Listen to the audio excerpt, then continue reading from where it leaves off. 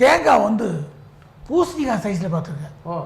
இவ்வளோ ஒரு பெருசா என்ன இது பார்த்தா எனக்கு அப்போ நமக்கு பிஸ்னஸ் மைண்ட் பண்ணு ஏதாவது பண்ணி பிழைக்கணும். நான் 21 வேலை பார்த்துருக்கேன்.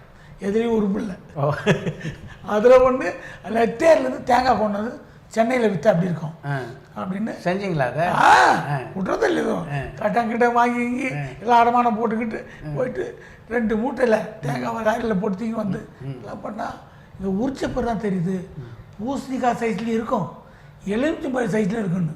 பெருசாக இருக்கும், உள்ளே உள்ளாண்டு இருக்குது. உரிச்சு பார்த்தா தான் வெரைட்டி இருக்குல்ல. நம்ம மேலோட்டமாக பார்த்துட்டு பண்ணிட்டோம். அது பெரிய அனுபவம்.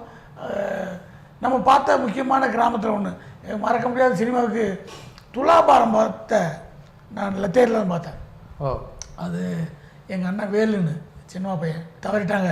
என்ன இழப்புகள்லாம் சொல்லும்போது மனசு வலிக்குது. நம்ம கூடவே இருந்து என்னை பார்த்து ரசித்தவங்க அவங்கள பார்த்து தான் நான் இப்படி சட்டை போடணும், இப்படி தலை வாரணும் அதெல்லாம் கற்றுக்கினது.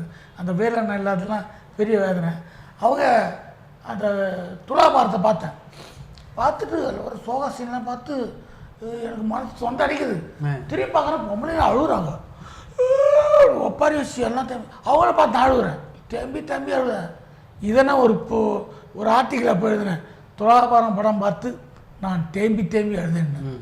எங்கள் பசங்க படிச்சு குழி சிரிக்கிறானுங்க. சினிமாவை பார்த்துட்டு தேம்பி எழுதுங்களா என்ன பார்த்துங்களா? இல்லை அந்த காலத்தில் அது மாதிரி படங்கள் தான். பாசமலர், துலாபாரம்லாம் வந்து பல இடத்துல வந்து கண்கலங்க வைக்கிற படங்கள். கண்டிப்பாக